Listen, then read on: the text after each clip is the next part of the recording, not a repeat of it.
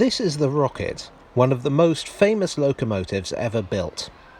Contrary to popular belief, it's not the first locomotive ever built. That was Richard Trevithick's Penny Darren locomotive of 1804.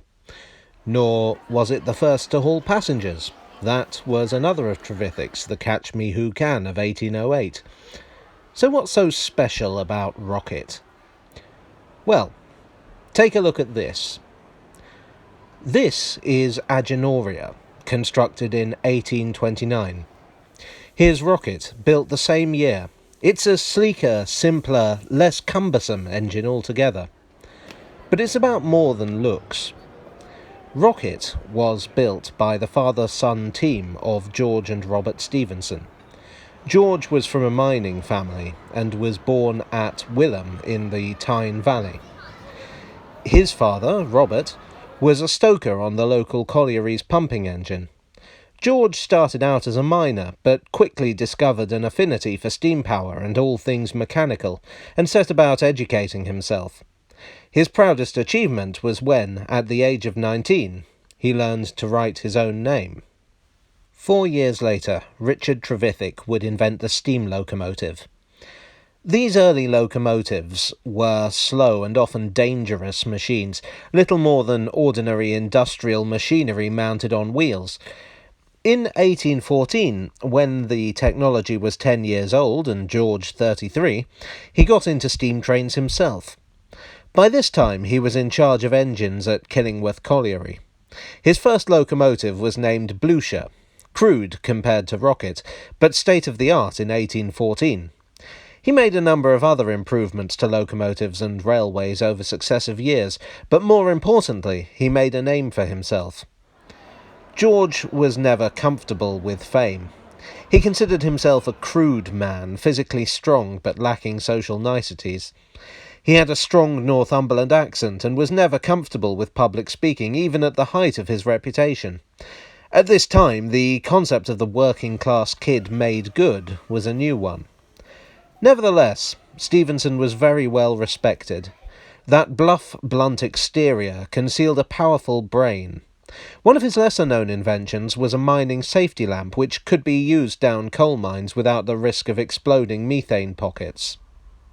Coincidentally, it was very similar to one invented by Sir Humphrey Davy, who was outraged by the notion that a semi-literate collier could claim to have invented such a thing all by himself. The scientific establishment in London sided with Davy, but the industrialists of the North East sided with George. In the 1810s, while George was still cutting his teeth on colliery locomotives, a new scheme was afoot.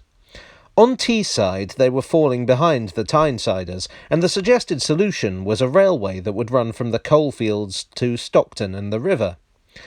George approached Edward Pease, the leading director of the new railway, with a proposal. He surveyed the planned route and suggested something radical: steam power. Steam locomotives at this time were plant machinery. No one had ever considered using them on a main line before. Nevertheless, George was evidently a good enough talker to convince Pease of the merits of the technology. So it was that in 1821, George became the chief engineer of the Stockton and Darlington Railway, the first mainline railway in Britain. Working alongside him was his 18-year-old assistant, his son Robert. It was a team that was to change the world. Robert was born in 1803, when George was still building his reputation. George was determined that his son would have all the advantages he never did and would grow up to be a gentleman.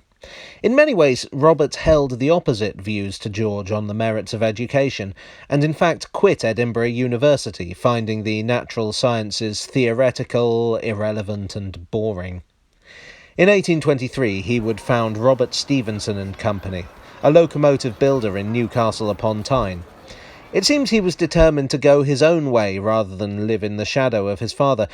Indeed, a rift developed between the two men shortly afterwards.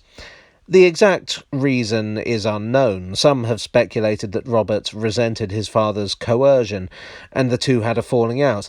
Others that he simply wanted to become known as something other than George Stephenson's son. Nevertheless, In 1824 he would make his way to Colombia to take charge of silver mining operations there. It wouldn't be easy for the young man, only 21 and considered nothing more than a boy by the miners. In fact, he once nearly came to blows with some rowdy miners who refused to take his orders. Robert diffused the situation by arguing that he'd be happy to fight them, but only in the morning when they'd sobered up in order to ensure a fair fight. Incredibly, it worked. While he was there, he also bumped into Richard Trevithick himself, impoverished and begging for financial assistance. Robert slipped him 50 quid to get him home. Meanwhile, George was continuing his work on the Stockton and Darlington without his son. In 1825, the line would open.